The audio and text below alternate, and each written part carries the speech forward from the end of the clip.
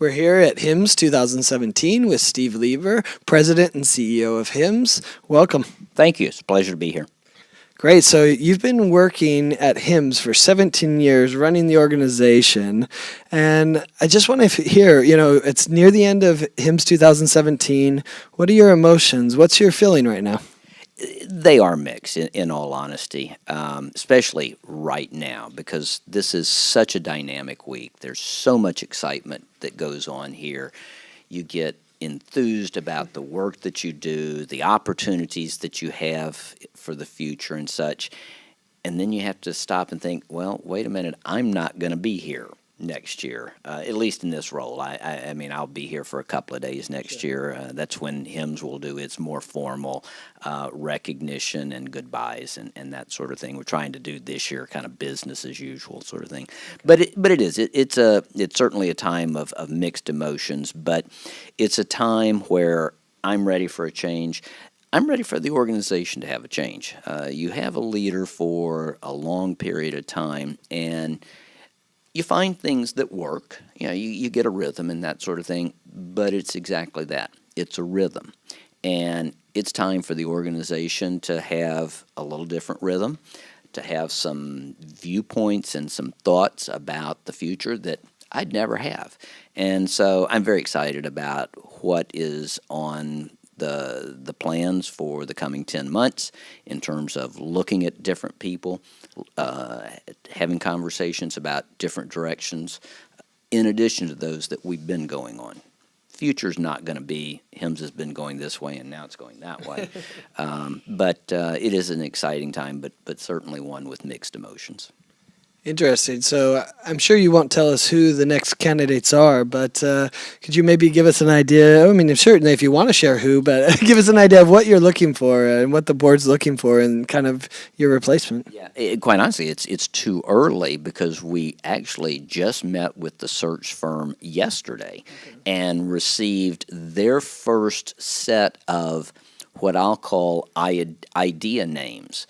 They've had some conversations with some potential candidates, but we haven't even gotten to the first cut of 15, 20 names of these would be the top 15 or 20 people that we ought to be thinking about. So and then you go through a funneling down after that. So I don't have any names to give you, but what I would say is, there are certain experiences, expertise that we'll be looking for. Someone who comes to the table with extensive technology background. That's a must. Someone who has executive experience. When I came to this organization 17 years ago, it was a small organization. We had 30 employees. We did an event and not much more. Now, we've got 400 employees. I've got offices in Asia, Europe, as well as the United States. The complexity of what we do ranges from professional society like HIMSS North America to a B2B business company of HIMSS Media. And so somebody with executive and business experience, someone who has experience in a global setting. We do over 100 events a year around the world. We're operating in some 40 countries. I personally spend more of my time outside the United States than I do in. And so somebody who has that global understanding and perspective. So those are the characteristics that we're looking for. And I think there's one other thing that is really critical in the discussions the search committee has had, which is this person and this job is not a place for someone to come and learn it. They've got to know it at the beginning. They've got to have a vision and a capability of driving it from the very beginning. We've got too much going, too much in place for the organization to take some time to step back and wait for a leader to grow. So those are the sorts of conversations we're having at the search committee level. Great. So let's take a look back and think about the early years. What were the topics that were kind of trending? I mean, that wasn't even a word back then, I guess. But what were the topics that were most spoken of then? And then how does that compare to kind of the topics that trended here at HIMSS 17?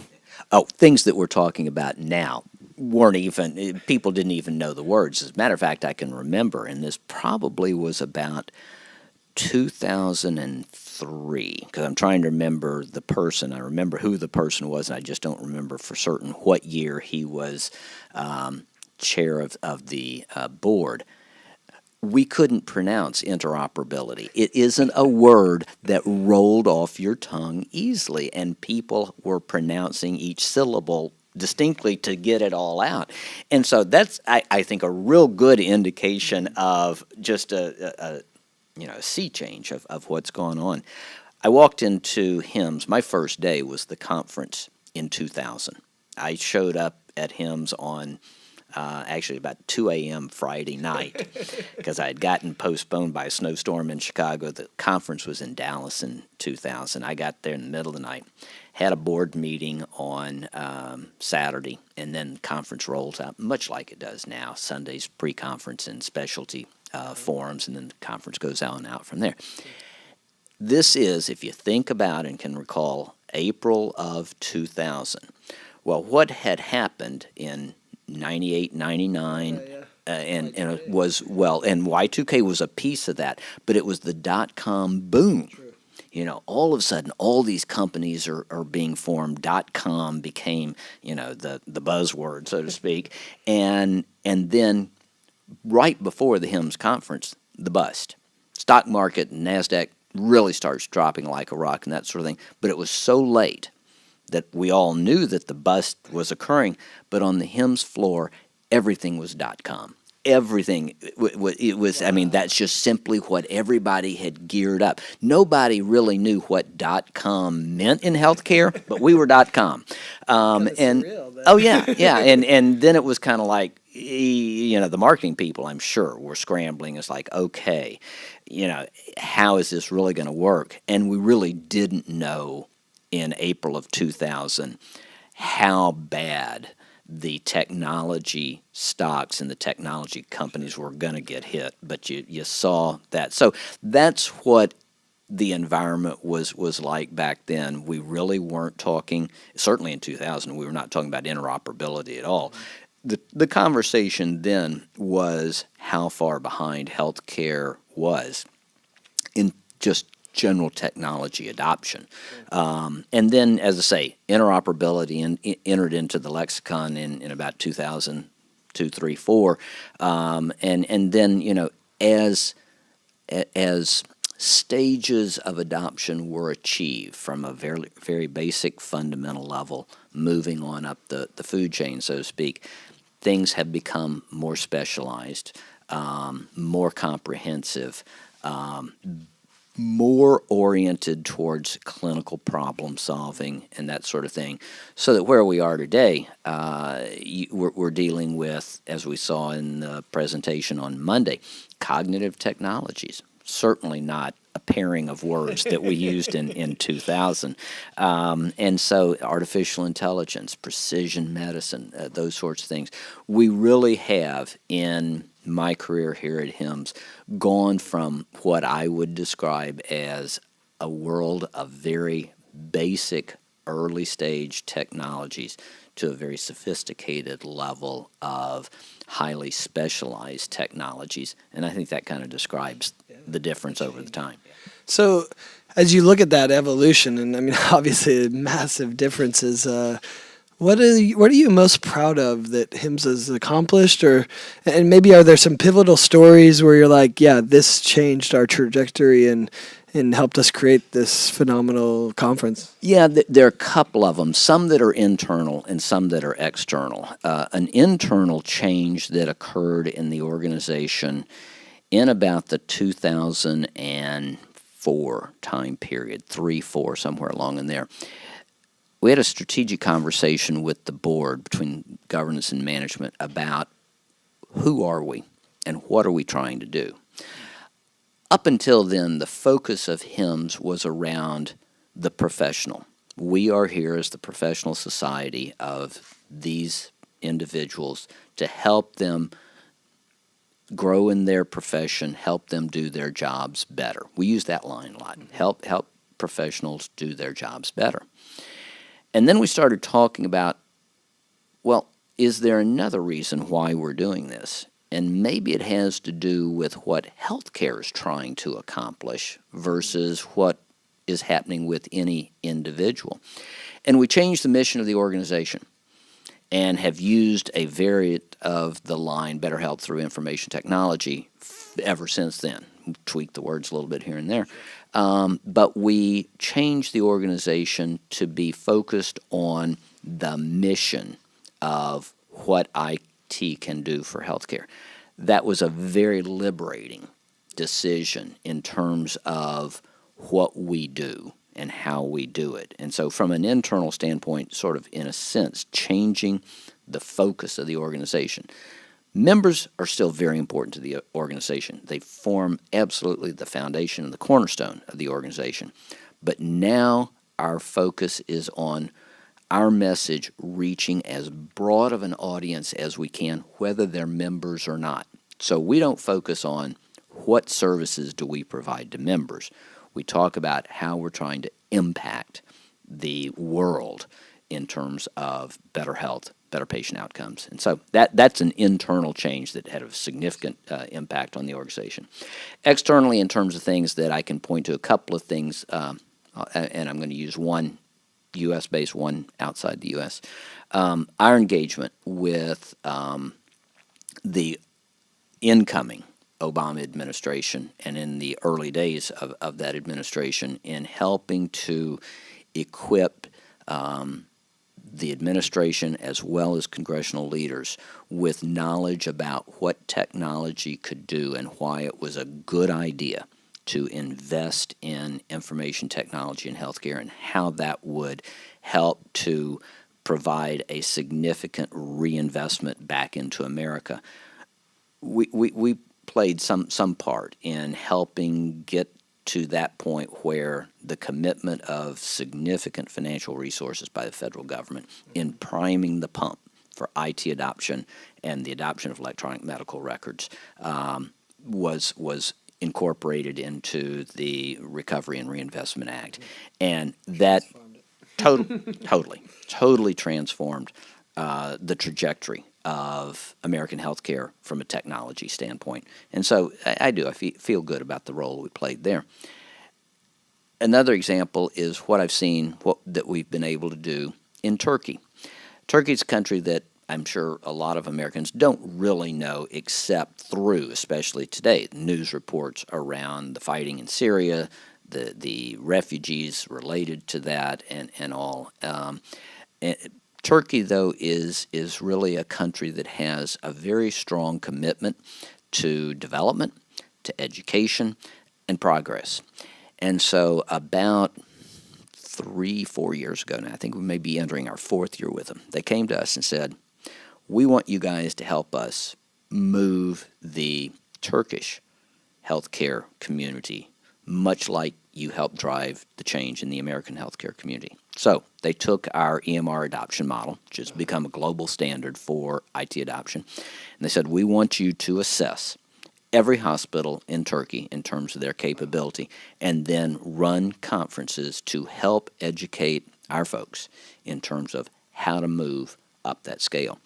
Today, Turkey has, on average, again, there's ranges, high to low, but on average has one of the highest countrywide MRAM scores of all of Europe.